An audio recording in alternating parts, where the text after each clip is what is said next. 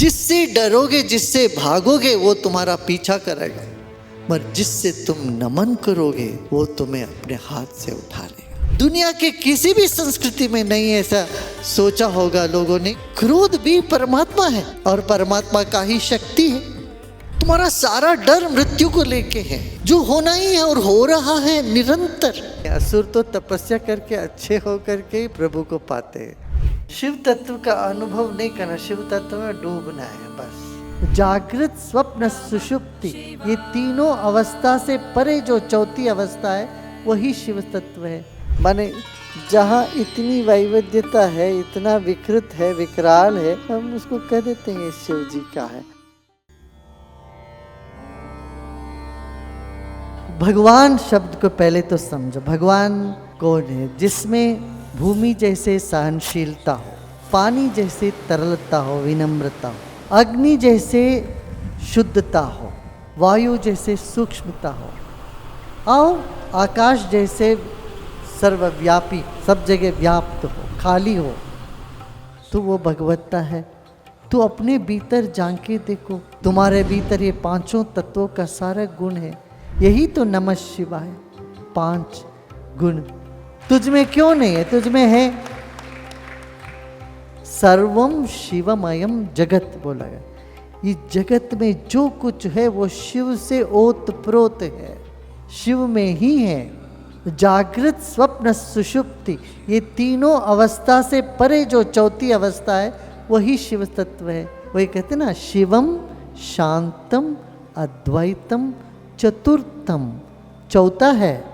चौथा क्या है? जागृत, स्वप्न, सुषुप्ति नहीं है, वो चौथा अवस्था है। जहाँ आपको लगता है, ध्यान करते वक्त क्या लगता है आपको? मैं जागा भी नहीं हूँ, सोया भी नहीं हूँ। वो चौथी अवस्था है। वही आत्मा है, वही जानने लायक, वही शिव तत्व है। क्रोध को तुमने कभी देखा कि ये ईश्वर का है? ऐसा सोचा क्या? दुनिया के किसी भी संस्कृति में नहीं ऐसा सोचा होगा लोगों ने। क्रोध भी परमात्मा है और परमात्मा का ही शक्ति है। घड़ी घड़ी क्रोधित होके उठते हम, मगर हम ये नहीं देखते हैं कि ये अनंत संसार में क्रोध भी एक शक्ति है। ये सारा संसार रुद्र भूमि है। रौद्रावतार कहते हैं, माने रुद्र रूप, भयानक, गुस्से वाला, ये कहते ना, रौद्रावतार हो गया। इस संसार में नहीं है क्या रौद्रावतार? जैसे जब जंगलों में आग लग जाता है, आंधी तूफान, ये सब क्या है? एक उग्र रूप ही है। बाढ़ आती है नदियों में, ये उग्र रूप है। भूमि फटने लगती है, हिलने लगती है, ज्वालामुखी उठने लगती है, ये सब जो भयानक लगता है वो सब रौद्र रूप है। मगर जो शिव को माने उनको कोई चीज भयानक नहीं होती। जो शब्द है शिव, उसमें ईकार है। शिव में से ई निकाल दे तो शव हो जाता है। वो शिव में जो ईकार है वो शक्ति है, तो शक्ति के बिना शिव है ही नहीं। शांत तत्व है और उसके तरंग, शक्ति उसके तरंग।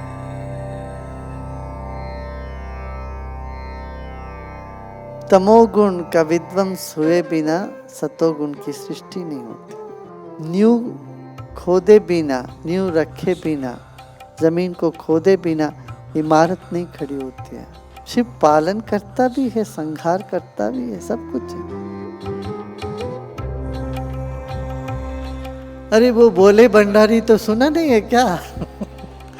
भोले बाबा है, जैसे भूल जाते हैं पुरानी बातें, सब किसी के प्रति कोई मन में नहीं रखते, तो जो भी आया उसको सब दे दिया, जो मांगा। इसलिए भोलेनाथ बोलते कि नहीं। इसका यही मतलब है, कोई भी वास्तव में बुरा नहीं। अच्छे होते तो वरदान मिलता, वरदान मिलने के बाद कोई बुरे हो जाते। असुर तो तपस्या करके अच्छे होकर के प्रभु को पाते हैं। पाने के बाद, वर मिलने के बाद फिर सिर में चढ़ जाता है तो फिर गिरता है, और वो भी शिव जी करते हैं। यही है फर्क। देखो, शिव तत्व में तो सब कुछ है, ऐसा कुछ नहीं कि है नहीं। अच्छा बुरा ये सब रिलेटिव है। किसी कोई भी चीज़ अच्छी नहीं होती, कोई भी चीज़ बुरी नहीं होती।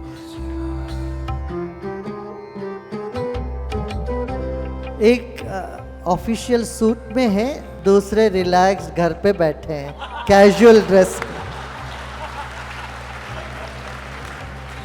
जब प्रोफेसर हो जाते हैं, गुरु बनते हैं तो भैरव, और विज्ञान जब पढ़ाते हैं तो विज्ञान भैरव, और भोले बाबा ऐसे बैठे रहते हैं अपना आराम से बैल को एक जगह बिठा करके, तो वो शिव है।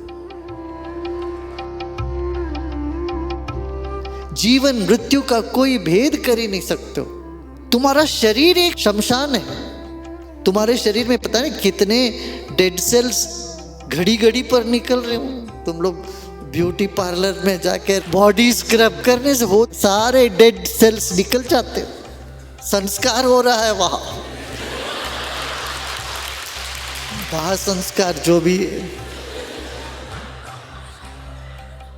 तुम्हारा शरीर एक शमशान है, ये सारा संसार शमशान है। तुम्हारे आसपास पता नहीं कितने कीड़े मर रहे हैं।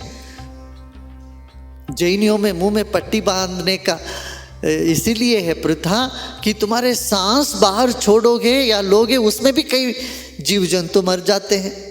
ये बात सच है। चारों ओर शमशान ही शमशान है। 1 इंच जगह भी इस दुनिया में नहीं है जो शमशान नहीं है। और शिव शमशानवासी है, रुद्र। तो सब जगह मृत्यु है, ऐसा कोई जगह नहीं जहां मृत्यु नहीं है। रुद्र में एक मृत्युवे स्वाहा। तुम्हारा सारा डर मृत्यु को लेके है, जो होना ही है और हो रहा है निरंतर, कभी रुका नहीं है। मृत्यु का घटित होना निरंतर चल रहा है सृष्टि, और उसके मालिक है रुद्र। जिससे डरोगे, जिससे भागोगे, वो तुम्हारा पीछा करेगा, पर जिससे तुम नमन करोगे वो तुम्हें अपने हाथ से उठा लेगा।